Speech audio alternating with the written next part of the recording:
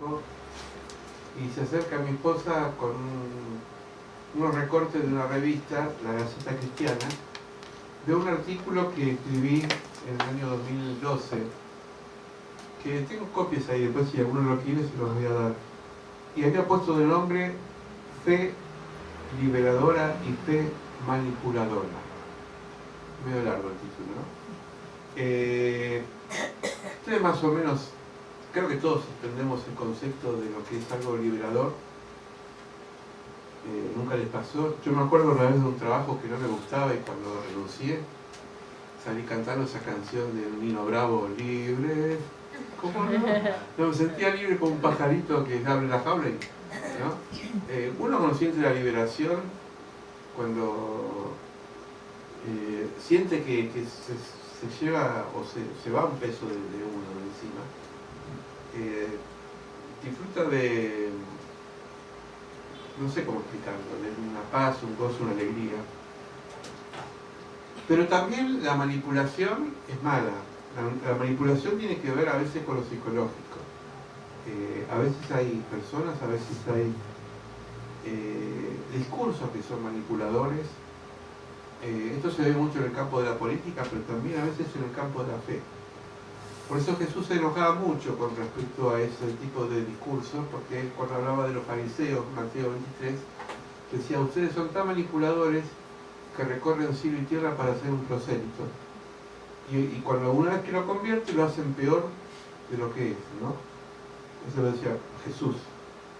El prosélito es la persona que ha sido convencida de algo, pero que en el fondo no está seguro de lo que dice, lo que piensa, sino que repite como un casero lo que le han dicho, ¿no? Y creo que nuestro Dios es un Dios que nos dio la libertad de pensar. Siempre tenemos que nosotros discernir, pensar, y como dice Pablo, examinamos todo y retenemos lo bueno. Y por eso, a veces dice la pastora, no nos vendan gato por liebre. Y esto tiene mucho que ver con la fe que a veces oímos en ciertas predicaciones, en ciertos sermones, en ciertas visiones, que tienen que ver con una fe más manipuladora que una fe liberadora. Por ejemplo, ahora vamos a ver unos ejemplos bíblicos, ¿sí? Pero tiene que ver con respecto a lo que ahora ha entrado en la iglesia y es una especie de degeneración del evangelio, es decir, no es el evangelio puro, sino que se ha degenerado. Y es, por ejemplo, a veces pactar con Dios o hacer con Dios un pacto como si Dios necesitaría de una compra y venta, ¿no? Por ejemplo, yo le doy 1.000 pesos y él me va a dar 10.000. Yo he escuchado eso, incluso por predicadores que salen por televisión. Y yo creo que Dios se burla o se ríe de todo esto, porque Él es del Señor. Y nunca Dios admite ser manipulado. Nosotros podemos prometerle a Dios cosas, sí, a veces sí podemos decir, Señor, yo te prometo que como predicadores o personas que han sido convertidas, yo conocí uno muy conocido en el ambiente pastoral, que cuando Dios lo sacó de un problema tan grave que tenía, no voy a entrar en detalles, pero él dijo, yo prometo que de ahora en más te voy a servir. Eso está bien, porque de ahora en más lo sirve, y hace años lo sirve, ¿no? Pero nunca pretender que Dios me va a dar conforme a lo que yo quiero. Por eso el Padre Nuestro es bien claro, hágase tu voluntad. El otro día hablamos con un pastor, un pastor amigo de la casa, y decíamos que a veces Dios tiene tratos diferentes con cada uno. A veces a los enfermos no los sana, o los sana en su tiempo. Pero yo he visto iglesias de personas que... Vengo de una iglesia que estuve desde el año 85 hasta el año 2008, la iglesia Asociación Iglesia de Dios. Trabajé muchos años con esa iglesia. Y en la iglesia central, en Alberdi, había una hermana que mi esposa la conoce, que hace poco la vimos, que era una mujer mayor, hablaba en silla de ruedas.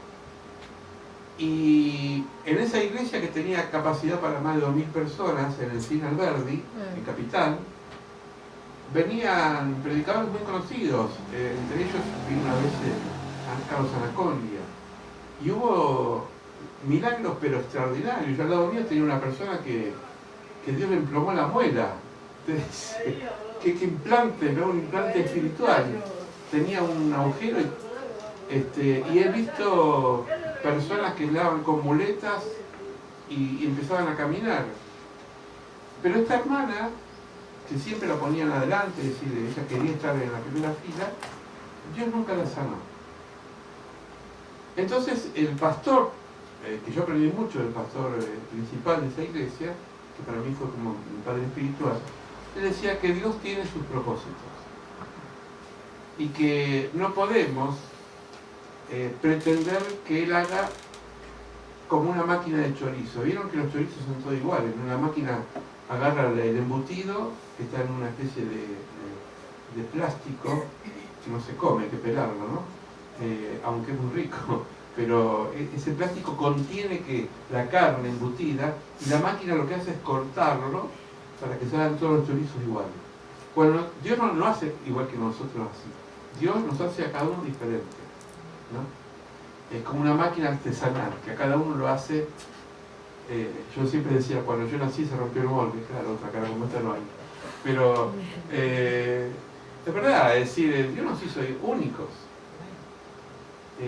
Y creo que esto es importante. Entonces Dios a veces obra. Ahora, la fe es importantísima.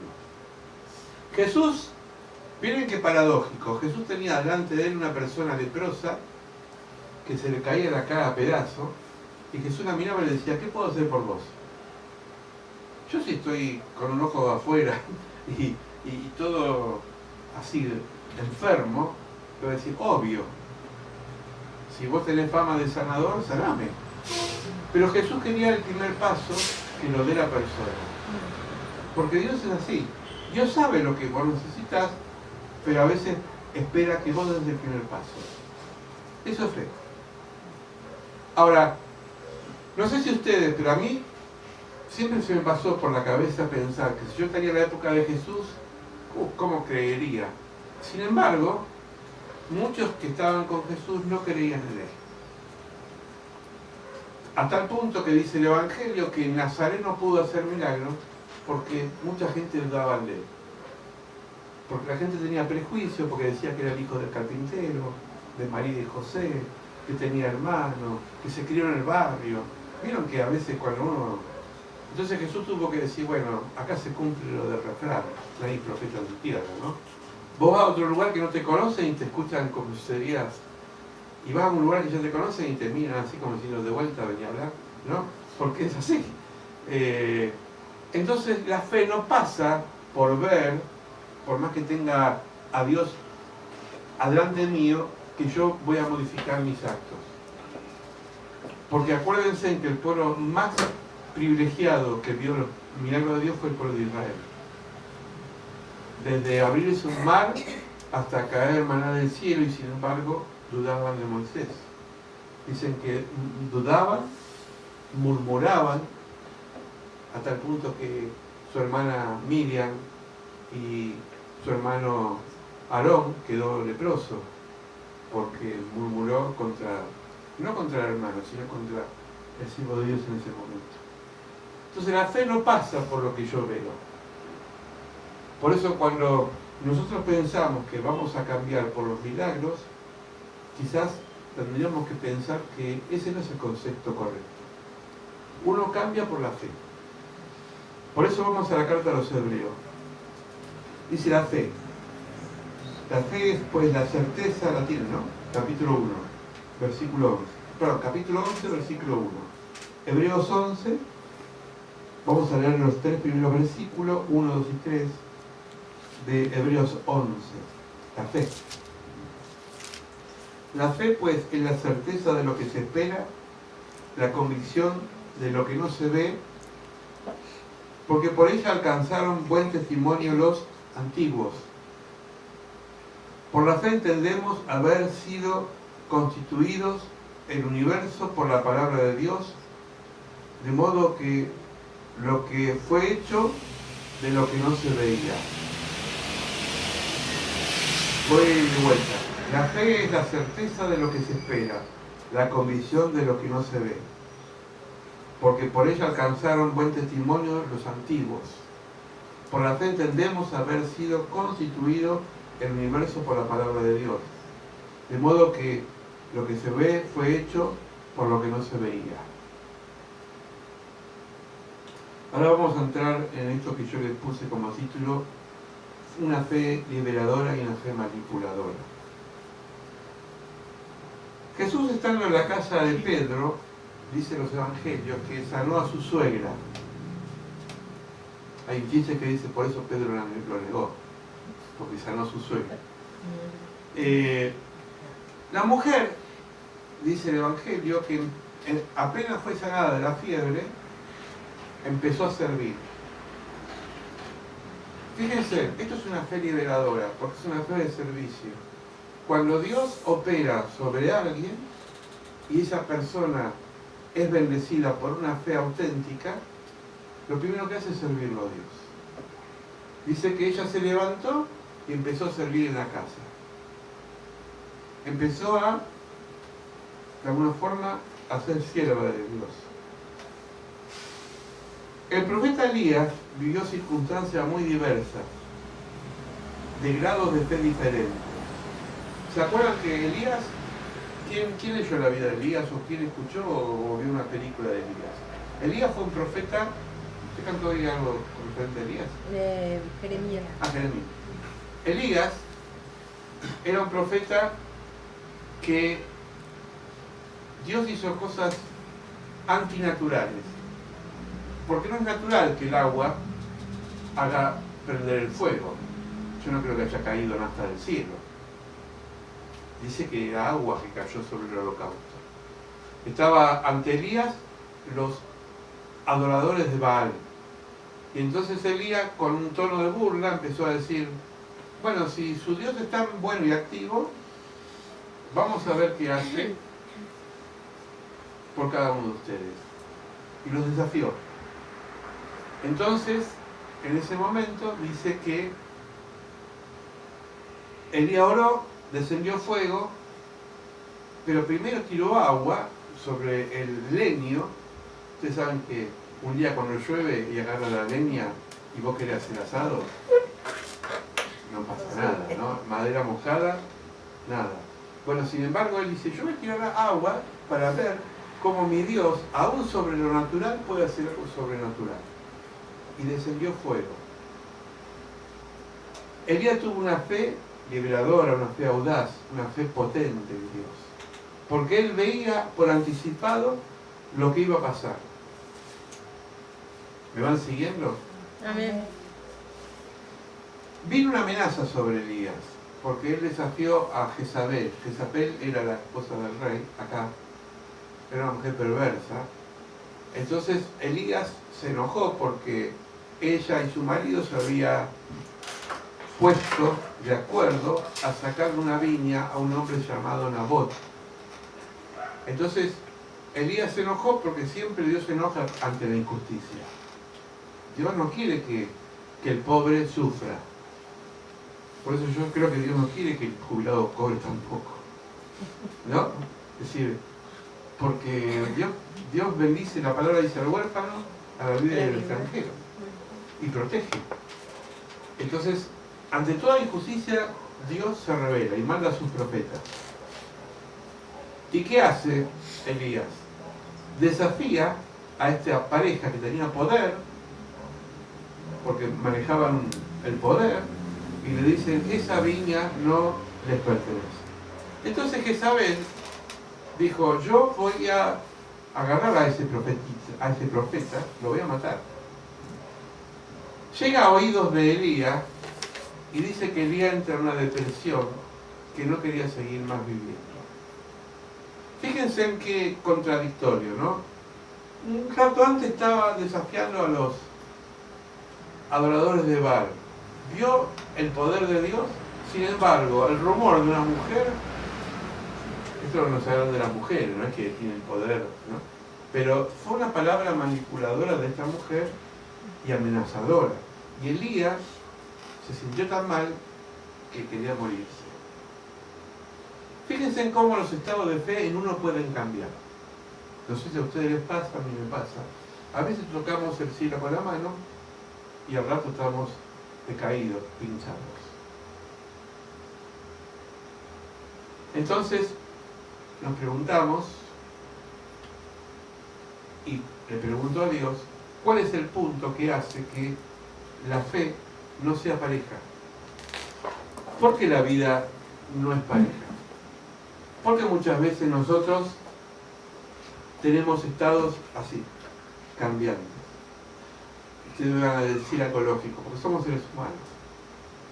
Y las emociones muchas veces no las manejamos. Vos estás bien, alguien te habló mal y te pones mal. ¿O no? Bueno, esto le pasó a Elías. Pero como Dios ama a sus siervos y a sus siervas, porque todos somos siervos, no solamente yo ni la pastora, todos los que estamos acá somos siervos, somos servidores de Dios. ¿Amén? Entonces en un momento mandó un ángel. Y el ángel dijo, Elías, levántate, muchachito, te estás deprimiendo, estás pinchado en el piso. Sos grande, hombre. ¿No? Dice que le dio un pan de torta, no eran esos panes de panaderías que tiene más levadura que harina. Era un pan rico, se ve. Porque dice que comió ese pan, recobró fuerza y siguió adelante. Dios siempre nos manda el alimento, que a veces no es el pan, es la palabra, nos hace levantar y seguimos adelante. ¿Amén? Amén. Pero quiero ser honesto y quiero que sepas que siempre, hasta que el Señor te lleve a su presencia, vas a tener estos estados de subidas y bajadas. Hay gente que es más expresiva, más melancólica, y enseguida los ves muy hinchados. Porque dicen que hay 4 temperamentos básicos, ¿no? Está el melancólico, que es la persona que siempre está sin idea, ¿no? Está el flemático, que es aquel... El flemático es la persona que parece que no está vivo, así, ¿no? Está el colérico, que es el que tiene energía. Pedro dicen que era un colérico, ¿no? Y está el sanguíneo, que es el optimista. Yo debo tener un cóctel de todo, ¿no? Colérico, ¿no? Pero esos son los cuatro. Dicen que los 4 evangelistas más conocidos del Evangelio tenían esos cuatro temperamentos. Bueno, eso es otro tema. Pero siempre la crisis hace que nosotros perdamos la fe, perdamos la esperanza, sea chiquita o sea grande la crisis. La fe liberadora es una fe que no cuestiona a Dios, sino que acepta la voluntad de Dios. Y esto es importante porque nosotros, hay 2 formas de relacionarnos con Dios. Dios podemos decirle, Señor, ¿por qué a mí? Pero si lo haces con un corazón humilde, Dios se va a enojar. Es más, dice que a veces Moisés hasta peleaba con Dios. Decía, Señor, ¿por qué me diste este pueblo? Y parecía que eran como 2 amigos que discutían en voz alta, ¿no? Pero no era una discusión negativa ni una discusión que le faltaba al respeto. Pero en cambio la fe cuando una persona tiene una actitud de burla, de incredulidad, parece que Dios ahí tiene otro tipo de posición. ¿Se acuerdan el ejemplo que siempre me gusta poner? Es el ejemplo de Zacarías. Zacarías era un sacerdote que estaba ministrando al Señor, es decir, era un pastor de una iglesia que estaba oficiando un culto. Se le aparece el ángel, a mí nunca se apareció un ángel acá, pero se le aparece un ángel y le dice, tu esposa que es viejita va a tener un hijo. Y él dijo, yo que soy viejo. Y quedó mudo. Dios le cerró el pico. Hasta que no nació Juan, es más, el nombre se lo puso la esposa, Cosa que en esa época era tan machista la sociedad que la mujer no tenía que poner el nombre. Sin embargo, Juan estaba tan mudo, que bien que te lo digo así, ¿no? Que te quede mudo, no, vos digas, yo voy a decir el nombre de... ¿no? Y se quedó mudo, ¿por qué? Por su incredulidad. Entonces, no era una fe liberadora, no era una fe que dependía de Dios, era una fe cuestionadora, cuestionaba a Dios. Pero yo siempre digo, depende del espíritu con qué se dicen las cosas, no las palabras. Porque Jesús dijo, Padre, ¿por qué me has abandonado? Yo les pregunto a ustedes, ¿ustedes creen que Dios abandonó a Jesús? No. Pero él tuvo esa sensación de abandono. Es diferente. Por eso Dios siempre actúa en ese plano espiritual. Nosotros no lo vemos, nosotros no lo palpamos porque es intangible Dios, pero en la vida que vivimos, aunque no lo vemos y Él está, actúa siempre en nosotros y quiere ver nuestro grado de fe. La fe que libera es la fe agradecida. Por ejemplo, había 10 leprosos. ¿Se acuerdan? El Evangelio de Lucas, 10 leprosos. Uno solo volvió a darle gracias a Dios. Ese tuvo una fe liberadora de gratitud. Una fe que dice, gracias Señor. Es como una persona que recibe la bendición y después va al culto y lo quiere contar, agradecer a Dios por lo que hizo en su vida. Los otros 9, si te he visto no me acuerdo, le dijo a Jesús, ¿dónde están los 9? Y el Señor se quedó mal. Sí eran 10. 9, fíjense, 9 contra 1. A veces nosotros pensamos, es tan grande la humanidad. ¿Cuántos somos acá en Argentina? Con argentinos y extranjeros viviendo juntos. No sé, ¿cuánto se demora? ¿44 millones? Si la mitad serían cristianos, pero cristianos, ¿cómo? Es diferente sería el país, ¿no? Pero sin embargo, de los 44 debe haber un décimo, no sé, al 10% se calcula que hay. Decía, ¿quién no conoce a Nicolau? Un evangelista muy conocido. Y también lo decía Billy Graham y otros grandes evangelistas. Decían que los que van a la campaña, hay dos tipos de personas. Los que van a la campaña son los que la iglesia los lleva en micro, la mayoría son todos cristianos. A veces esos cristianos llevan a un vecino o a un familiar inconverso, pero dicen que de los que pasan adelante, la mitad son cristianos que vuelven a pasar a aceptar a Jesús como si a Jesús había que aceptarlo siempre. Y es una vez y para siempre, ¿no? Y está la otra mitad, que pasa adelante, pero después vuelve a su casa y no pasa nada. Entonces, estos grandes hombres decían que estadísticamente, de los miles y miles que pasan adelante a aceptar a Jesús, solamente un 10% son los que quedan en la iglesia y sirven al Señor. Pero esto no es nuevo, no estoy inventando la pólvora.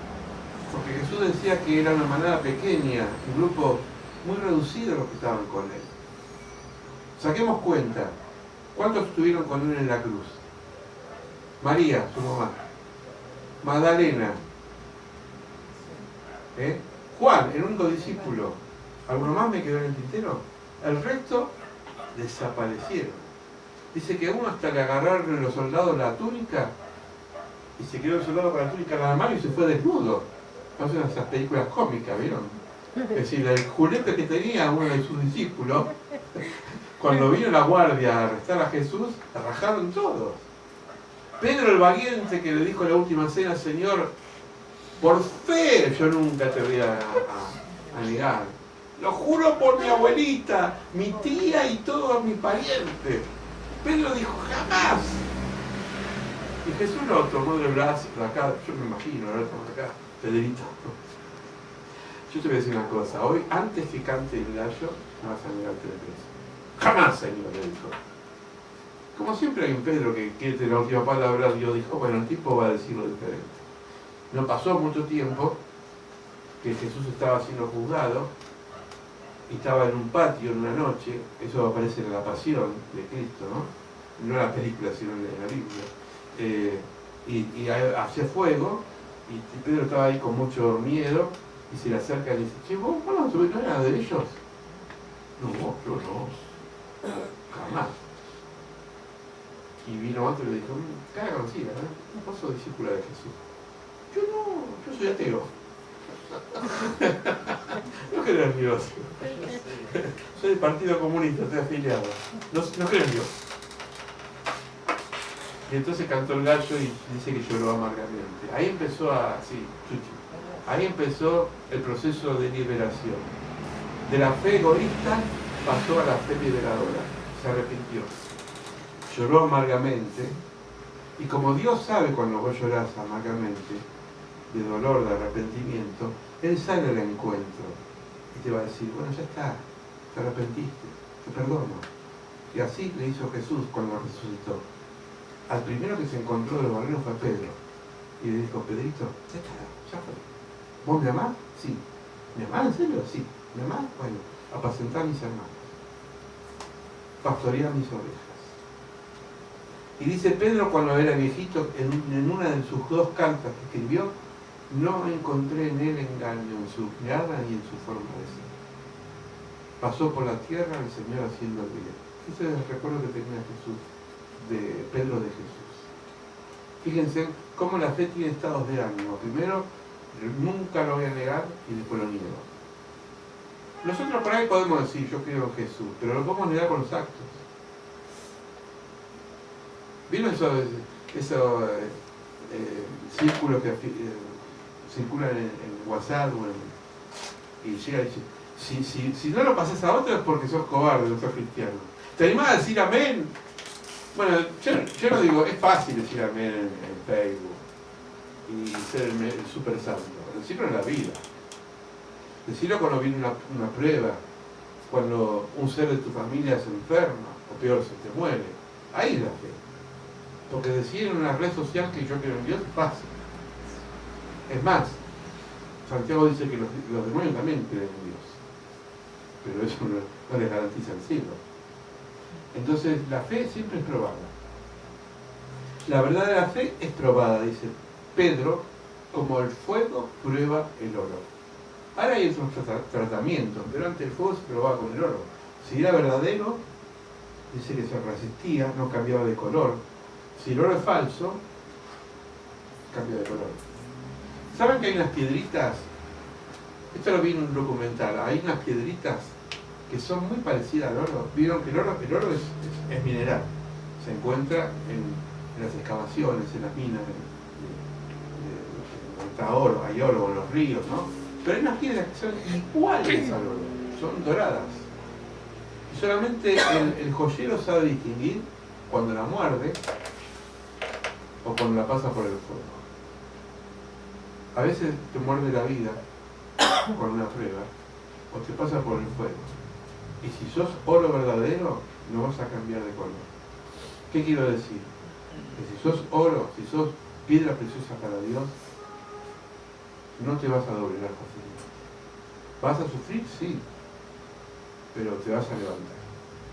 Porque la fe verdadera te sostiene en el tiempo. Yo les digo una cosa. Es fácil venir a la iglesia. Lo difícil es sostenerse en el tiempo. Ustedes, la mayoría son personas que hace tiempo que vienen. Yo he visto mucha gente que viene 2 o 3 cursos y no vino más. Pero no es que van a otra iglesia. Es que en el fondo no aguantan sostener en el tiempo lo que dicen. Porque viven no una fe de entrega, sino una fe emotiva, que tiene que ver con las motivaciones. Por eso Dios no es un Dios motivacional que te da palabras de aliento siempre. A veces te va a decir cosas duras. El Evangelio es completo, es esperanza, es fe, pero también es cruz. Y a veces no predicamos eso. A veces predicamos el éxito. Si vos aceptás a Jesús, todo te va a ir bien. Amén. Yo no creo que eso. A veces vienen pruebas. Dios sí te va a capacitar siempre para enfrentar las pruebas. Pero yo conocí gente que me decía, yo empecé a probar a Dios en esto y en lo otro, empecé a hacer fiel a Dios en esto y en lo otro, y me va peor. Y digo, y sí, te va a ir peor. Porque Jesús dijo, yo no vine a traer la paz sino la espada. Y los de sus propias familias se van a enfrentar. Yo fui el primero en convertirme en mi familia. Primero y el último, un Dios no se convirtió con nadie. Pero, y me decían el curita, me decían el monaguillo, las cosas que me decían cuando tenía 18 años. Y bueno, pero lo primero que leí del Evangelio, que fue para mí, me decía, yo no vine a traer la paz sino la espada. Los de tu propia familia no te van a entender. Que bueno, gracias. Tengo asegurado la alegría.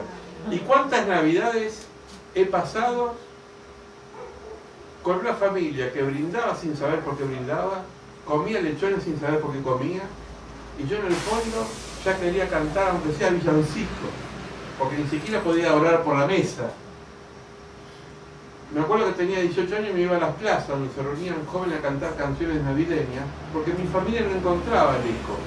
Y no es porque no amaba a mi familia, pero ¿no les pasa a ustedes que cuando se convierten y hay actos de fe que tienen que ver con la Navidad y ese tipo de cosas, parecen que no encuadran, no encajan? Ahora, si la Navidad es tan frívola, y para mí es solamente tirar cohetes, descortar una sidra y comer un pan dulce a 40 grados de calor, el pan dulce de invierno, porque encima es una costumbre europea, no es de acá. Como decían las vecinas, comemos acá nueces y fruta seca con 40 grados. Y después andás tomando patajina o chofitol, claro. Si no es comida de verano. Pero como copiamos la tradición, encima festejamos con un gordo rojo de barba blanca, que no lo voy a nombrar, ustedes lo conocen, porque ni a Jesús lo nombra. Van a un supermercado, no sé si McDonald's, pero van a un supermercado famoso y aparece ese gordo, pero el Señor lo ignora. Claro, a mí esa Navidad no me interesa. Prefiero un guisito, si puedo un poco de carne, si no, pero festejarlo con un espíritu navideño, porque es el cumpleaños del Señor. Entonces se dan cuenta que nuestra fe va en contramano.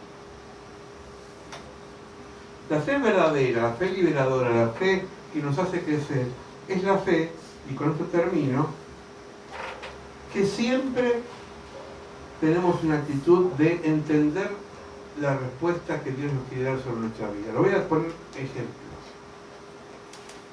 A mí hay un salmo que me gusta, los salmos me gustan casi todos, pero hay una frase de un salmo que dice: reconocelo a Dios en todos tus caminos, no en sus caminos, en tus caminos. ¿Qué quiere decir? Cuando vos haces algo, tenés que reconocer. Por ejemplo, lo digo siempre y no me canso de decirlo. Si yo encuentro algo que necesito, es porque Dios lo pone en mi camino. Y yo digo, ay, esto me lo puso Dios. Y entonces cuando nos hacemos sensibles a eso, lo vamos descubriendo por la fe. Cuando decimos, hoy decía, ¿dónde está la hermana Lidia? Ah, me asusté.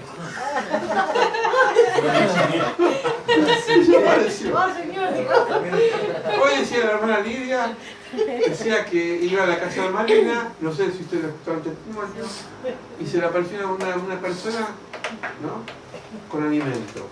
Ella reconoce que es Dios que le trajo eso. Amén. La persona en comercio decía, qué casualidad, qué tarro que tuve, ¿no? Para decir otra cosa más ofensiva, ¿no? Qué suerte que tuve, ¿no? Se ríe. Yo una vez escuché a un hermano, no se desgarra, pero escuché a un hermano y era de mi iglesia encima. ¿A quién lo educó este? Pasó a dar testimonio, porque siempre me gustó, cuando formé iglesia, siempre me gustó que pase algo. Voy a dar gracias al Señor porque me está ayudando económicamente, pero yo sé que como que el Señor está tan ocupado, fui a la quiniela y jugué un grito. Yo transpiré, no la camiseta, transpiré todo. Digo, ¿cómo arreglo esto? Cuando subí al púlpito, dije, bueno, sin ofender, hermano, no podemos mezclar el agua con el aceite, porque no se mezcla. Entonces, dé gracias a Dios, pero no le dé una mano jugando una quiniela. Porque Dios no necesita de eso. No, verita, pastor, me decía. Si no le doy el diezmo. No, no quiero ese diezmo, le digo. Porque no es de bendición.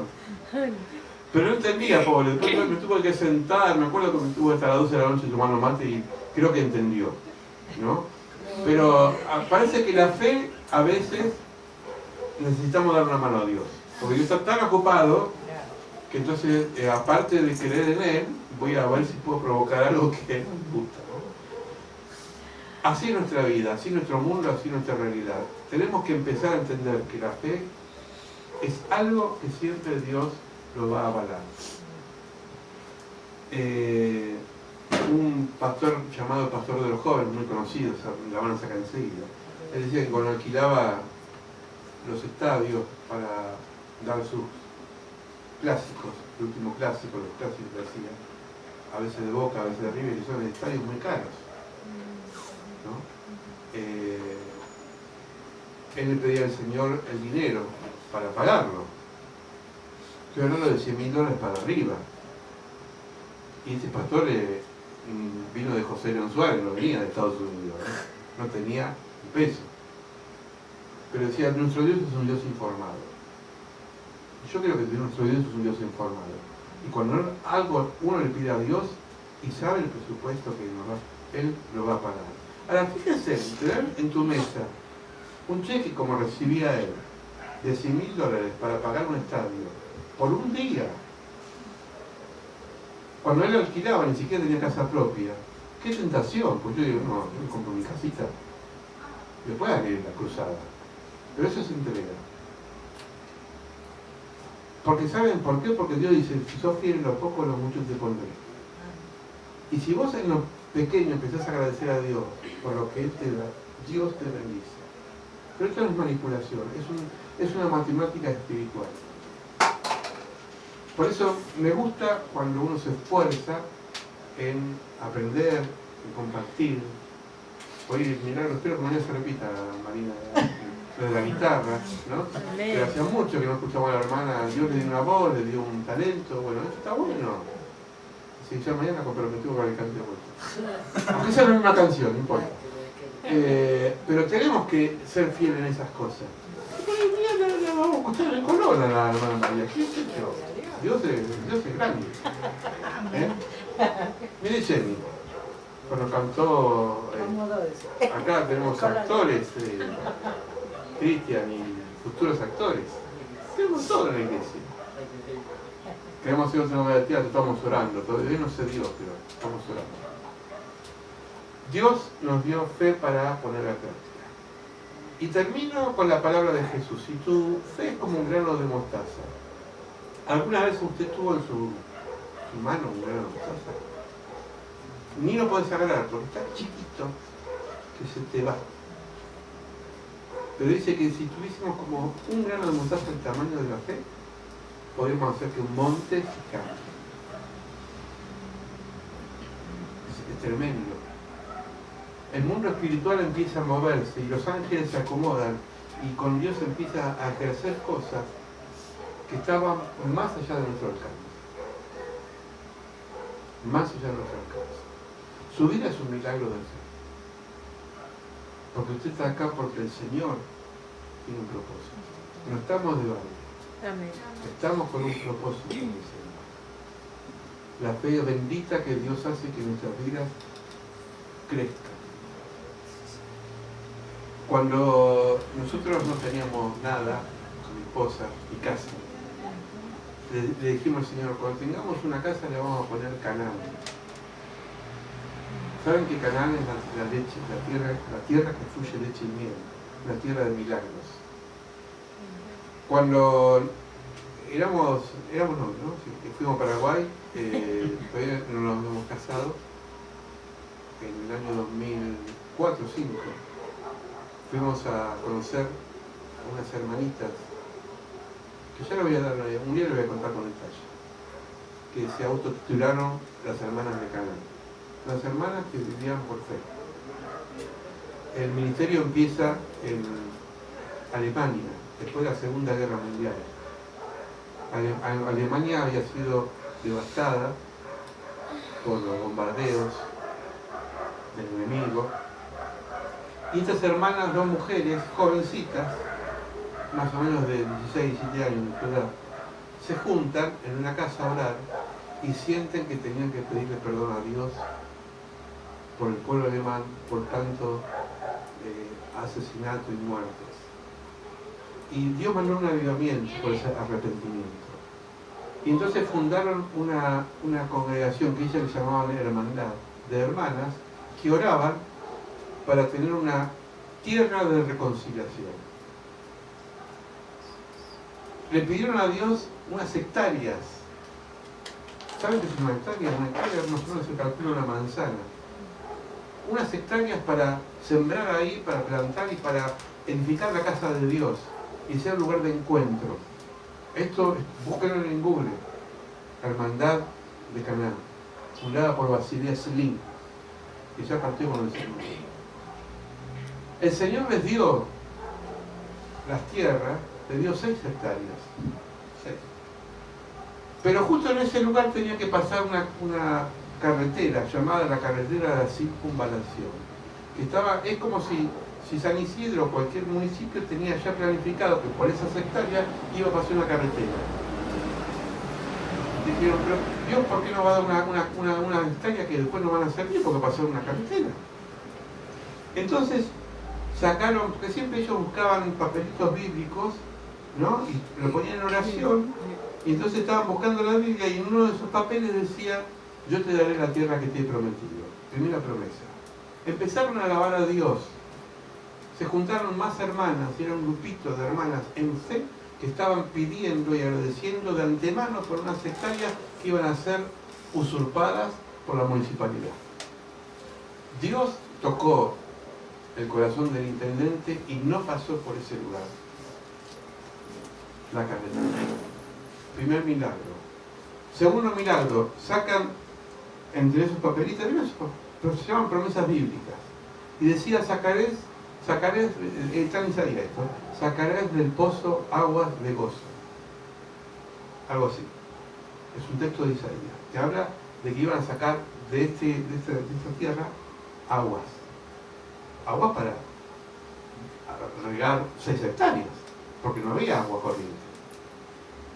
Entonces van a los peritos arquitectos, de los que conocen excavaciones, y dicen, hermana, usted tiene mucha fe, pero no sabe nada de tierra. Esto es más seco que lengua al oro. Acá no hay nada. Acá no hay por napas, ni napas, está todo seco esto. Porque este lugar del Darmstadt, es un lugar de Alemania, no hay corrientes subterráneas. Entonces las hermanas dijeron, pero acá dice Isaías, sacaráis aguas con gozo. Bueno, por ser usted y por ser tercas, vamos a traer una excavadora y le vamos a mostrar que no hay agua. Cavaron a los 2 metros, empezó a salir agua. Gloria a Dios. Y agua que era bebible, parecía agua mineral. De ahí hicieron una fuente. Nosotros vimos una réplica en Paraguay, enorme, Villarrica.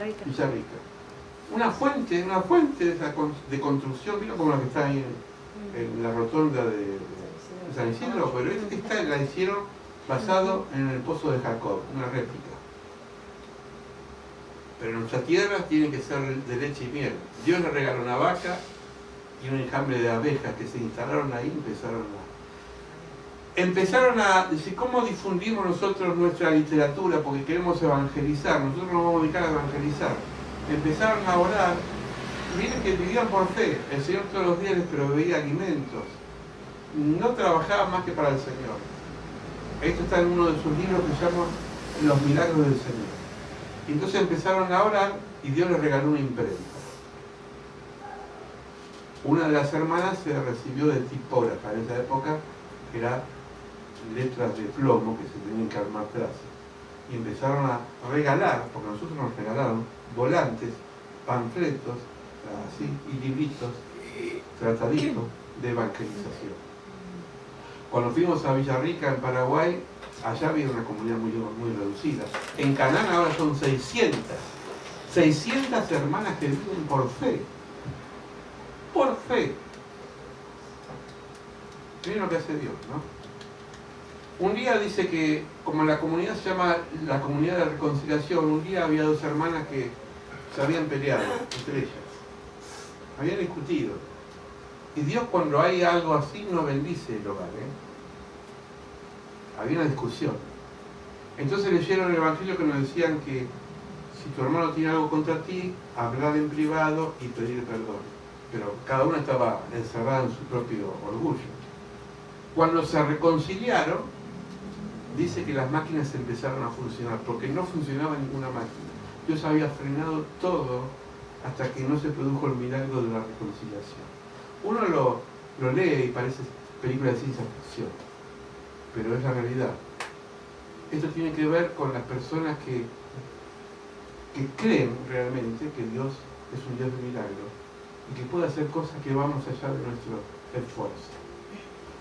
Las dos hermanas, Basilia y Martiria, partieron con el Señor, quedaron esparcidas en todo el mundo. Hay un cultivo en Brasil, en Paraguay y en otros lugares. Cuando nosotros fuimos a visitarla con mi esposa, yo no sé cuántos guaraníes tenía en el bolsillo, pero no tenía tanto. Le dejamos una ofrenda. Nos dieron una caja así de libros que tuvimos para repartir para 2 años. Y yo digo, pero hermana, esto es mucho por lo que le dimos. Dice, Dios siempre provee. Eso. Nos recibieron con unas guitarritas cantando. Subimos la foto. Hermanas que viven por la fe. Esta es la fe liberadora, la fe